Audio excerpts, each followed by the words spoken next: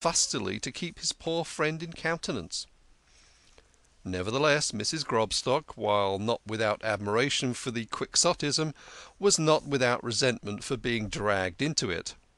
She felt that such charity should begin and end at home. " I see you did save me a slice of salmon," said Manasseh, manipulating his fish. "What salmon is that?" asked the hostess, pricking up her ears. " One I had from Mr. da Costa on Wednesday," said the host. " Oh, that ! It was delicious. I am sure it was very kind of you, Mr. da Costa, to make us such a nice present," said the hostess, her resentment diminishing. " We had company last night, and everybody praised it till there was none left. This is another, but I hope it is to your liking," she finished anxiously. " Yes, it is very fair indeed.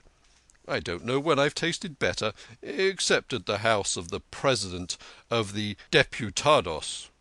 But Yankele here is a connoisseur in fish, not easy to please. What do you say, Yankele? " Yankele munched a muffled approval. " Help yourself to more bread and butter, Yankele," said Manasseh. " Make yourself at home. Remember you're my guest." Silently he added, " The other fork." Grobstock's irritation found vent in a complaint that the salad wanted vinegar. " How can you say so? It's perfect," said Mrs. Grobstock. " Salad is cook's specialty." Manasseh tasted it critically. " On salads you must come to me," he said. " It does not want vinegar," was his verdict, " but a little more oil would certainly improve it. Oh, there is no one dresses salads like Hyman."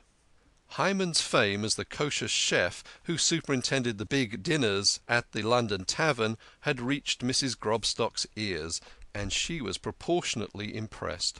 " They say his pastry's so good," she observed to be in the running. " Yes," said Manasseh, " in kneading and puffing he stands alone." " Our cook's tarts are quite as nice," said Grobstock roughly. " We shall see," Manasseh replied guardedly. " Though as for almond cakes, Hyman himself makes none better than I get from my cousin Barzillai of Fenchurch Street." " Your cousin !" exclaimed Grobstock. " The West India merchant? "" The same. Formerly of Barbados. Still, your cook knows how to make coffee, though I can tell you do not get it direct from the plantation, like the wardens of my Synagogue." Grobstock was once again piqued with curiosity at the Schnorrer's identity. " You accuse me of having stone figures in my house," he said boldly, " but what of the lions in front of yours? "" I have no lions," said Manasseh. " Wilkinson told me, didn't you, Wilkinson? "" Wilkinson is a slanderer. That was the house of Nathaniel Furtado." Grobstock began to choke with chagrin. He perceived at once that the Schnorrer had merely taken the clothes conveyed directly to the house of a wealthy private dealer. " Take care !" exclaimed the Schnorrer anxiously. " You are spluttering sauce all over that waistcoat without any consideration for me." Joseph suppressed himself with an effort. Open discussion would betray matters to his wife, and he was now too deeply enmeshed in falsehoods by default. But he managed to whisper angrily, " Why did you tell Wilkinson I ordered him to carry your box? "" To save your credit in his eyes. How was he to know we had quarrelled? He would have thought you discourteous to your guest." " That's all very fine, but why did you sell my clothes? "" You did not expect me to wear them? No. I know my station, thank God." " What is it you are saying, Mr. da Costa? " asked the hostess. " Oh, we are talking of Dan Mendoza," replied Grobstock glibly. " Wondering if he'll beat Dick Humphreys at Doncaster." " Oh, Joseph, didn't you have enough of Dan Mendoza at supper last night?" protested his wife. " It is not a subject I ever talk about," said the Schnorrer, fixing his host with a reproachful glance. Grobstock desperately touched his foot under the table. knowing he was selling his soul to the King of Schnorrers, but too flaccid to face the moment. "No, da Costa doesn't usually," he admitted. "Only Dan Mendoza, being a Portuguese, I happened to ask if he was ever seen in the synagogue." If I had my way, growled da Costa, he should be excommunicated, a bruiser, a defacer of God's image. "By gad, no!" cried Grobstock, stirred up. "If you had seen him lick the Badger in 35 minutes on a 24-foot stage—" Joseph, remember, it's the Sabbath," cried Mrs. Grobstock. I would willingly exchange our Dan Mendoza for your David Levy, said da Costa severely. David Levy was the literary ornament of the ghetto, a shoemaker and hat dresser who cultivated Hebrew philology and the Muses, and broke a lance in defence of his creed with Dr. Priestley, the discoverer of oxygen, and Tom Paine, the discoverer of reason. "Pshaw, David Levy, the Mad Hatter," said Grobstock. "He makes nothing at all out of his books."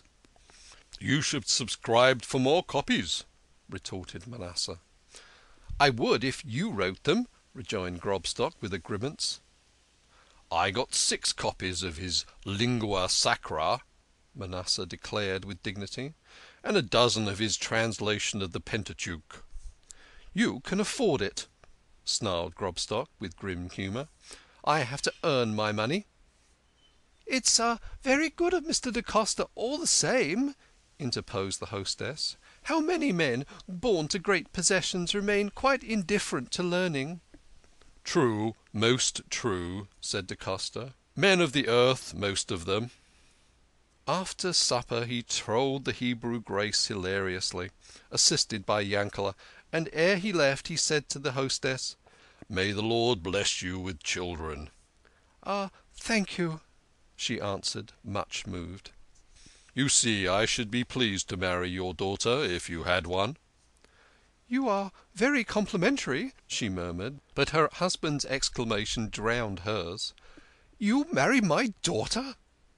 Who else moves among better circles would be more easily able to find her a suitable match? "Oh, in that sense," said Grobstock, mollified in one direction, irritated in another. In what other sense? You do not think I, a Sephardi, would marry her myself? "My daughter does not need your assistance," replied Grobstock shortly.